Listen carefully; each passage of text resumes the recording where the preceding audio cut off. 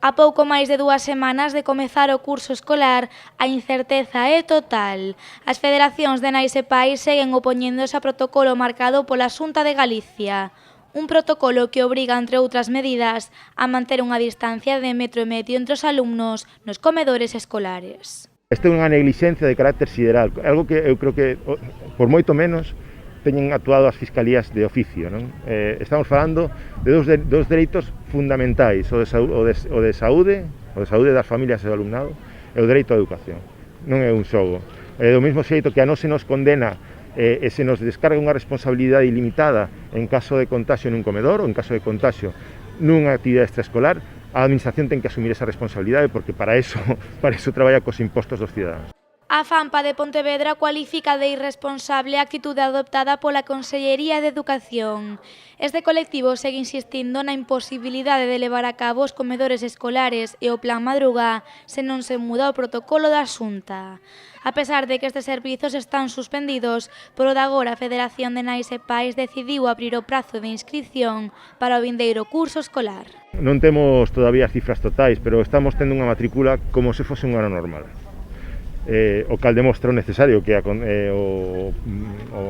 comedor escolar, porque senón non sería así. En ludotecas, por exemplo, tivemos solamente a terceira parte de matrícula. Os representantes da FAMPA mantiveron unha reunión coa Xunta de Galicia hai uns días e esperan ter outra a finais de mes. Así e todo, este colectivo non saca nada en claro dese primeiro encontro. Nós tivemos unha reunión coa Xunta, pero co delegado territorial, que realmente neste tema nin pincha nin corta, non? A nosa reunión ten que ser coa Consellería de Educación. Estamos falando dun tema que non afecta só a FAMPA, a Federación de Pontevedra. A Federación Olivica de Vigo tamén decidiu suspender os comedores escolares nunha federación que non é a federación a que os comedores, senón que cada AMPA que individualmente desenvolve cada comedor escolar.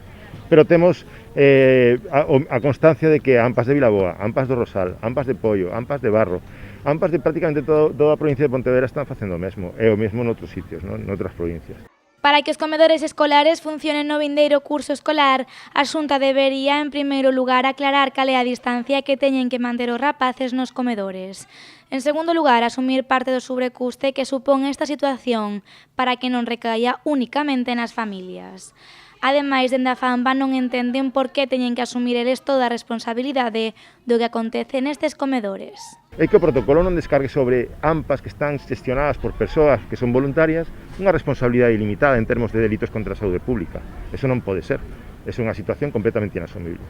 En canto á obrigatoriedade do uso das máscaras para os alumnos maiores de 6 anos, as FAMPAs entenden que é unha boa medida, pero insuficiente.